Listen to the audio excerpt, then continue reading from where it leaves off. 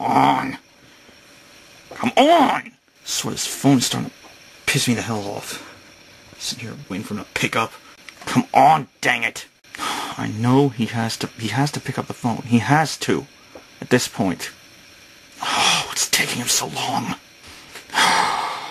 Dang it! I know you are gonna answer this phone, man. If you don't answer this phone, I'm gonna be super pissed. Oh, jeez. Seriously? What in the hell? Does he have his phone set to like 30 rings or something? What's taking him so long?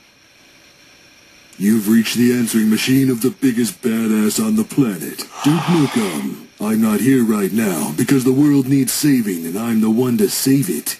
But just leave a message after the opening riff of my theme song and I'll get back to you as soon as I finish busting up this latest alien invasion. Hail to the king, baby. Answering machine, really? Duke, it's me, again. There's a thing that's kinda happened, and I'm gonna need your help to make sure we don't all die from death by stupid. So, whenever you get this message, call me. Alright? Thank you. Well, that was a waste of a good minute and a half or so. Oh, well, might as well start the frickin' Sailor Moon Figuarts review now. Hello once again, YouTube. Duke Nukem 2417 here. This is the long-awaited review, for my channel at least, of the Sailor Moon Figuarts figure. I actually got this last month, and it's a very good purchase. 20th anniversary figure of Sailor Moon from 2013, so the 20th anniversary is already come and gone. So. I did a review of this for OAFE, so at the relevant points I will be switching to still photos for that. First things first, this is a very nice figure. Articulation is on par for most other Figuarts releases. Double jointed knees, double jointed elbows, easily detachable bicep swivel there, hidden by her little shirt sleeve thingy. Swivels at the waist, detachable ball joint. She even has ball jointed hair. That's amazing to me. Ball jointed hair. And some people are going to think it's stupid, ironic, funny, whatever, that I have a figure of Sailor Moon. I watched this show when it was on Toonami. Okay, that was a pivotal part of my growing up in the 90s, and the camera batteries are dying, which is lovely. So if you'll give me a moment, I will replace the camera batteries and do the magic of editing. It'll feel like this video didn't even stop at all. Like I said, magic of editing. Doesn't even look like the video stopped at all, except the camera's probably in a different position.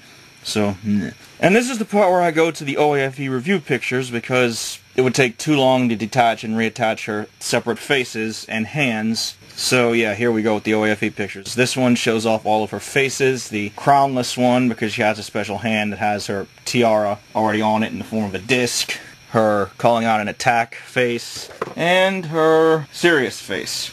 The default face, one she has on right now, is the smiling one, if the camera would frickin' focus. I see, this camera can actually zoom when you record videos. That's awesome. My old one couldn't. That's annoying. This is the borrowed camera, as always.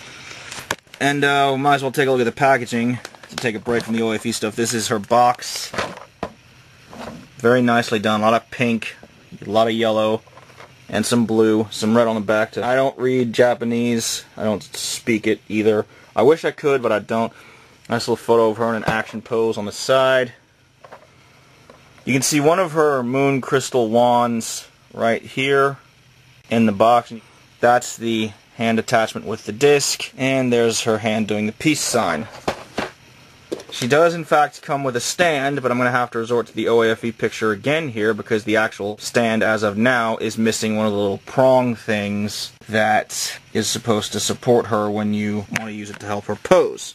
And more OAFE pictures. These are her hands, like the various poses she can strike with all of her different hands and stuff. So, yeah, you get a pretty good range of posability and recreating some of her attacks from the show and stuff like that. The original release of this figure had a fourth face, I think a crying face, because, you know, Serena Usagi, Sailor Moon, when she wasn't Sailor Moon, she was known for kind of being a whiner a little bit. But this one does not include that extra face, so that's kind of annoying, but not a complete deal breaker.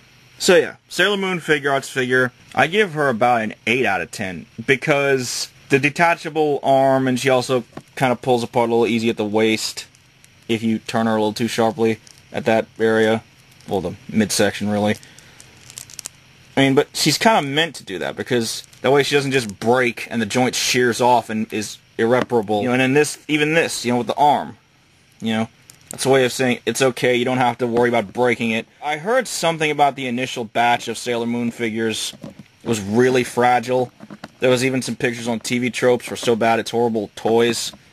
But apparently that was 1 or 2 instances only. It wasn't like a massive entire line thing. So yeah, this figure's pretty solid, apart from the stand missing one of its prongs. I have no complaints. There's also Luna, her cat. I'm not going to bother bringing that thing out because it's not even posable except for the neck and the tail. But yeah, I figured after the hideous aftermath of my Dragon Ball Z book review, I might as well try and go back to some semblance of normalcy. And I do have that summer special coming up where I review a bunch of stuff I've recently acquired, including something that is vintage 1999 awesomeness. So yeah, thank you for watching. Stay tuned for more.